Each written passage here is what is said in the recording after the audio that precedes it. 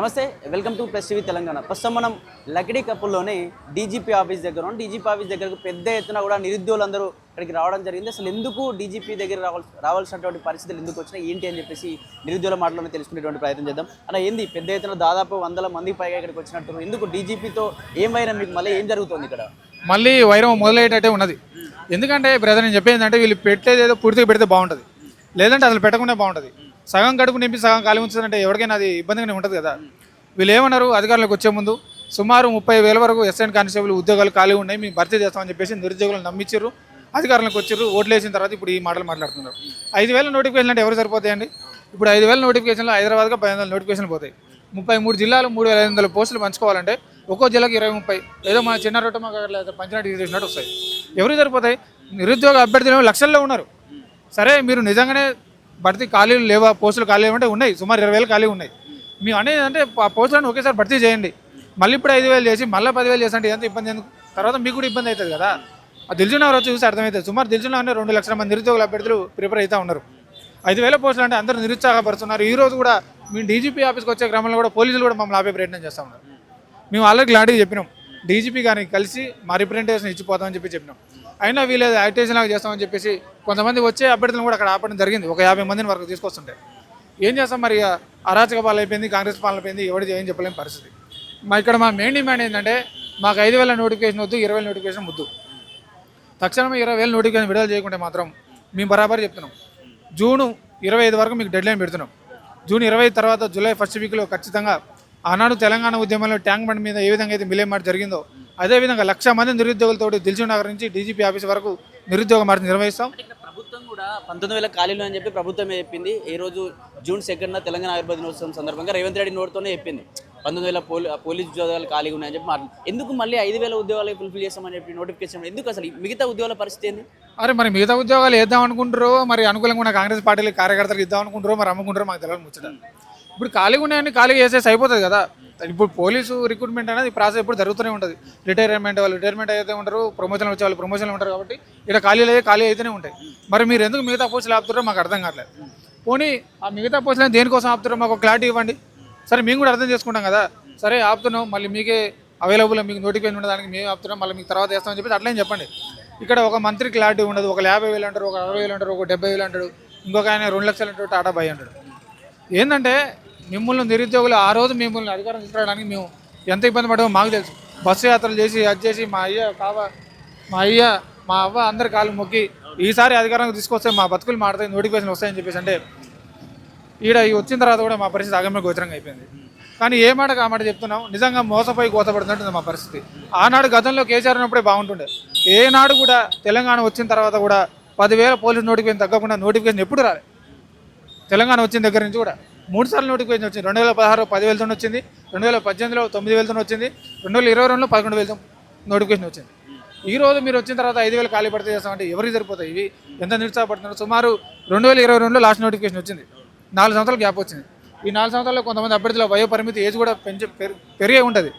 ఆనాడు కేసీఆర్ గారు ఉన్నప్పుడు వయో పరిమితి 34 సంవత్సరాలు ఇచ్చారు. మళ్ళీ నువ్వు వచ్చిన తర్వాత వయో పరిమితి 32 సంవత్సరాలు తగ్గించినావు. మరి వాళ్ళ పరిస్థితి ఏం గాను? ఇప్పుడు నువ్వైతే అవకాశం ఇవ్వరాదు, నువ్వైతే వయో పరిమితి పెంచరాదు, నువ్వు వేసే పోస్టులో వేస్తావు. వాళ్ళకైతే డైరెక్ట్గా అయితే ఉద్యోగం రాదు కదా. వాళ్ళకి అవకాశం ఇస్తే చదివిన వాళ్ళకి ఎప్పుడైనా ఫైనల్గా చదువుకున్నవాడికి ఈవెంట్స్ కొట్టి మెయిన్ కొట్టినవాడికి జాబ్ వస్తుంది కదా. అవకాశం ఇస్తే తప్పేముంది వాళ్ళకి మాత్రం. మేము మెయిన్ అదే డిమాండ్ చేస్తూ ఉన్నాం. మా మెయిన్ డిమాండ్ ఏంటంటే 20,000 ఉద్యోగాలతో నోటిఫికేషన్ విడుదల చేయాలి ఒకటి. రెండోది ఏంటంటే ఈ మన ఊళ్ళో ఉన్న అభ్యర్థులకి ఉరుకోయలా తయారైనటువంటి జియో 46 తొలగించాలి ఎమ్మడి డిఎస్ఎస్పీ నుంచి. ఇంకోటి ఏంటంటే వయో పరిమితి 36 సంవత్సరాలు పెంచాలి. ఈ 3 మా మెయిన్ డిమాండ్లు. ఇక్కడ కొందరు రాజకీయ నాయకులు, కొందరు ఎంపీలు, రఘునందన్ రావు లాంటి వాళ్ళు కొందరు మాట్లాడుతూ బజ్జీల కొట్టు పెట్టుకున్న ప్రాబ్లం లేదు కదా, అందరికీ గవర్నమెంట్ జాబ్స్ అంటే ఇవ్వలేం కదా అని చెప్పేసి అతను మాట్లాడేటువంటి మాటను ఎట్లా చూస్తారు? మరి ఆయన పెట్టుకుంటే అయిపోతుంది, ఆయన ఎందుకు ఎంపీ చేయడం? మరి మేమే సామాజిక తల ఒక 100 రూపాయలు వేసుకుని నిరుద్యోగులు అందరం అశోకనగర్ చౌరస్తాలో టీ షాప్ పెట్టిస్తాం. పెట్టుకోండి రాదు. ఆ ఎంపీ పదవి ఇవన్నీ తీసేసి ఎవడో లేనోడికి ఇస్తే వాడు చేసుకుంటాడు కదా. ఇవన్నీ ఏంటంటే నిరుద్యోగుల ఐక్యత లేపడం కూడా ఇవన్నీ మాటలు. ఆ రోజు నేపాల్లో ఏ విధంగా జరిగింది మొన్నటి కూడా కాక్రోచ్ పార్టీ జంతర్ మంతర్ దగ్గర ఏ విధంగా చేసింది, ఒక విధంగా మన దగ్గర కూడా యూనిటీ లేక ఇవన్నీ మాటలు. ఆయన పెట్టుకోను టీ షాప్ ఎవరొద్దు అంటారు? మరి పెట్టుకోవచ్చు కదా, నమ్ముతారు కదా. మీ దగ్గర కూడా అదే మాట్లాడుతున్నాం. కాబట్టి మేము బరాబర్ చెప్తున్నాం. ఈ మాటలు కూడా తక్షణం ఖండిస్తున్నాం. మేము ఆల్రెడీ మీకు కూడా చెప్పడం జరిగింది.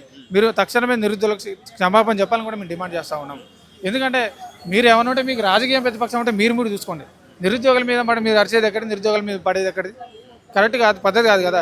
ఒకడేమో ఛాయ్ షాప్ పెట్టుకుంటాడు, ఒక ఆయన కరువు పని పొమ్మంటాడు, ఇంకొక ఆయన బస్సాలు కుట్టుకోమంటాడు. మీరు ఆ పని చేయరు, మరి మంచిగానే ఉంటుంది మీకు కూడా. మీకేంది మంచిగా ఏసీలు ఉంటారు, చల్లగా కూర్చుంటారు, ఎన్ని చెప్తారు. ఇక్కడ కడుపు మాడి ఎన్ని బాధలు పడుతున్నాం, ఎన్ని ఇబ్బందులు పడుతున్నాం. ఒక పూట తినక ఆ సాయిబాబా టెంపుల్ తిని ఇబ్బంది పడుతున్నాం మాకు తెలుసు. ఒక నోటిఫికేషన్ వచ్చిన తర్వాత ఒక ఉద్యోగం వస్తే మాకు మాత్రం ఎన్ని అవసరం, అంతే కదా. కాబట్టి తక్షణమే 20,000 నోటిఫికేషన్ విడుదల చేయాలని మేము డిమాండ్ చేస్తూ ఉన్నాం. మా మెయిన్ డిమాండ్ ఇది. బ్రదర్, ఇప్పటికీ మీరు పెద్ద ఎత్తున బయటికి వస్తూనే ఉన్నారు, కానీ ఇక్కడ మంత్రులు కావచ్చు, ఎమ్మెల్యే రకరకాలుగా ఒక 20,000 ఉద్యోగాలు, ఒక 50, ఎందుకు క్లారిటీ ఎందుకు మిస్ అవుతుంది వాళ్ళు? ఎందుకు మీ మధ్య మీకు ఎందుకు ఇటువంటి కొట్లాటలు పెట్టేటువంటి పరిస్థితులు ఎందుకు వస్తూ ఉన్నాయి అసలు? ఇక్కడ నా పేరు రంజిత్ గౌడ్ అండి, నేను సూర్యాపేట నుంచి రావడం జరిగింది. ఇక్కడ మేము ప్రధానమైన సమస్య ఏంటంటే ఒక పోలీస్ రిక్రూట్మెంట్ బోర్డు చైర్మన్ని వివి శ్రీనివాసరావు గారిని కలవాలంటే ఒక అపాయింట్మెంట్ ఇవ్వడు, ఒక మంత్రుల్ని కలవాలంటే వాళ్ళు కలవరు. ఇదే 2023 డిసెంబర్లో ఎలక్షన్స్ అప్పుడు మీ పోలీస్ రిక్రూట్మెంట్ బోర్డు పోలీస్ సమస్యల గురించి జీవో నెంబర్ 46 రద్దు చేస్తా అని చెప్పారు. మా ప్రభుత్వం వచ్చిన వెంటనే 20,000 వేకెన్సీలతో నోటిఫికేషన్ రిలీజ్ చేసి జీవో నెంబర్ 46 రద్దు చేస్తామన్నారు. కానీ రేవంత్ గవర్నమెంట్ ఇంతవరకు ఒక్క రివ్యూ మీటింగ్ కూడా జీవో నెంబర్ 46 గురించి చేయలేదు. ఇప్పుడు ప్రధానమైన సమస్య ఏంటంటే ఇంకొక 1 వీక్లో 5,000 వేకెన్సీతోని నోటిఫికేషన్ రిలీజ్ చేద్దామని గవర్నమెంట్ రెడీగా ఉంది. మా ప్రధానమైన డిమాండ్ ఏంటంటే ఇంతకుముందు ఎమ్మెల్యేలు, ఎంపీలు, ఇప్పుడు లాస్ట్ టైం డీజీపీ కూడా 19,000 వేకెన్సీలు ఉన్నాయని చెప్పడం జరిగింది. మాకు 5,000తోనే వేకెన్సీస్ వద్దు, నోటిఫికేషన్ దాదాపు 19,000 ఏవైతే వేకెన్సీస్ ఉన్నాయో ఆ నోటిఫికేషన్ రిలీజ్ చేయాలి. ఎందుకంటే దాదాపు 2.5 ఇయర్స్ అయింది. 2.5 ఇయర్స్ నుంచి మమ్మల్ని వెయిట్ చేయించి 5,000 వేకెన్సీస్తో వస్తే అందులో 1/3 ఉమెన్స్కి పోతుంది, అందులో సగం పోస్టులు హైదరాబాద్కి పోతాయి. ప్రతి 33 డిస్ట్రిక్ట్లలో కేటగిరీ వైజ్గా 0 పోస్టులు ఉంటాయి. అంటే మీరు నోటిఫికేషన్ ఇచ్చి ఏమి లాభం? 0 పోస్టులు ఉంటే ఏం అప్లై చేయాలి? అది చాలా తప్పు. ఇంకొకటి ఏంటంటే ప్రజాప్రభుత్వం అన్నారండి ఫస్ట్, ఇంకొకటి నిరుద్యోగ ప్రభుత్వం అన్నారు. మీరు తీసుకునే ప్రతి నిర్ణయం కూడా నిరుద్యోగులకు వ్యతిరేకంగా తీసుకుంటున్నారు. ఏజ్ రిలాక్సేషన్ మీరు ఏమన్నారు, ఏజ్ రిలాక్సేషన్ ఇస్తామన్నారు. కానీ వీళ్ళు ఏం చేశారు, గత బీఆర్ఎస్ గవర్నమెంట్ 46 ఇయర్స్ ఇస్తే పబ్లిక్ సర్వీస్ కమిషన్ వచ్చే నోటిఫికేషన్కి వీళ్ళు 44 సంవత్సరాలు మాత్రమే జీవో నెంబర్ 87తో ఇచ్చారు. అంటే 2 ఇయర్స్ ఇంకా తగ్గించి ఇచ్చారు. ఇప్పుడు మాకు కూడా పోలీస్ రిక్రూట్మెంట్ బోర్డుకి కూడా 36 ఇయర్స్ ఏజ్ రిలాక్సేషన్ ఇవ్వాలి. ఇంకొకటి ఏంటంటే కానిస్టేబుల్కి, ఎస్ఐకి ఈవెంట్స్ ఒకటే. అంటే ఎస్ఐకి అప్లై చేసినప్పుడు, కానిస్టేబుల్కి అప్లై చేసినప్పుడు ఈవెంట్స్ ఒకటే. అలాంటప్పుడు ఎస్ఐకి ఏమో 37 ఇచ్చి కానిస్టేబుల్కి ఏమో 32. మాకు రెండింటికి ఒకటే ఈవెంట్స్ కాబట్టి 36 ఇయర్స్ ఏజ్ రిలాక్సేషన్ ఇవ్వాలి. అట్లనే ఇంకొకటి ఏంటంటే 15,000 వేకెన్సీ తగ్గకుండా నోటిఫికేషన్ రావాలి. లేకపోతే ఈ 1 వీక్లో ఒక ఉద్యమం రేవంత్ గవర్నమెంట్ వ్యతిరేకంగా పోలీస్ నిరుద్యోగుల తరపు నుంచి ఉంటుంది. ఇక్కడ శ్రీధర్ బాబు లాంటి వాళ్ళు కొందరు మినిస్టర్లు కూడా మాట్లాడుతున్నారు, అందరూ గవర్నమెంట్ పైన ఆధారపడవద్దు, కొన్ని ప్రైవేట్ జాబ్ కూడా చూసుకోవాలి కదా, మొత్తం గవర్నమెంట్ అన్ని జాబ్స్ ఇవ్వాలంటే ఇవ్వలేదు కదా అని చెప్పేసి మాట్లాడుతూ ఉన్నాడు. మరి ఏం చెప్తారు దీనికి? ఇంకొకటి ప్రైవేట్ జాబ్ అంటే ఏం జాబ్ ఇవ్వాలండి? ఇదే మన తెలంగాణ మనం విడిపోయినప్పుడు పక్కనున్న ఆంధ్రప్రదేశ్లో ఏమో ప్రభుత్వ పాఠశాలలో డిజిటల్ బోర్డులు వచ్చినాయి. మన తెలంగాణలో ఏమో బిల్డింగ్ ఇది స్కూల్స్ ఏమో కూలిపోతున్నాయి. మిగులు బడ్జెట్తో ఏర్పడినేమో తెలంగాణ, మన దగ్గరనేమో స్కూల్స్ కూలిపోతున్నాయి. అదే పక్కనున్న లోటు బడ్జెట్తో ఏర్పడిన ఆంధ్రప్రదేశ్లో ఏమో డిజిటల్ బోర్డులు వచ్చినాయి. సిగ్గు ఉండాలి. ప్రైవేట్ జాబులు మీరు ముందు ట్రైనింగ్ ఇవ్వండి, పిల్లలకి స్కిల్స్ ట్రైనింగ్ ఇవ్వండి. అప్పుడు మిమ్మల్ని మేము జాబులు ఎందుకు అడుగుతాము? 2014 నుంచి ఇప్పటివరకు కనీసం కాంగ్రెస్ గవర్నమెంట్ వచ్చింది. శ్రీధర్ బాబు గారు మీ గవర్నమెంట్ వచ్చిన కానీ పిల్లలకి ఆర్టిఫిషియల్ ఇంటెలిజెన్స్ ట్రైనింగ్ ఇచ్చిర్రా? స్కూల్స్లో డిజిటల్ బోర్డులు ఉన్నాయా? మీరు స్కిల్స్ నేర్పియ్యరు. కానీ ప్రైవేట్ జాబులు చేసుకోమంటే ప్రైవేట్ జాబ్ అంటే ఏం చేసుకోవాలి? మీలాగా స్విగ్గీ, జొమాటో రోడ్ల మీద బైకుల మీద తిరగాలమంటారా? ఇంజనీరింగ్ డిగ్రీలు పిహెచ్డీ చేసిన వాళ్ళు స్విగ్గీ, జొమాటో మీద తిరగమంటారా అండి? ప్రైవేట్ జాబులు అంటే మీరు చూపించే జాబులు అవ్వా? అది మెయిన్. ఇంకొకటి ఏంటంటే సాఫ్ట్వేర్ జాబ్స్ ఉన్నాయి. అందులో మన తెలంగాణ వాడు తప్ప ఢిల్లీ వాడు ఉంటాడు, పక్కన ఉన్న చెన్నై వాడు ఉంటాడు, అందరూ ఉంటారు. మన తెలంగాణలోకి ఉండవు. స్కిల్స్ నేర్పియండి. మనకి ప్రైవేట్ జాబ్స్ ఏ కంపెనీ ఇస్తుంది?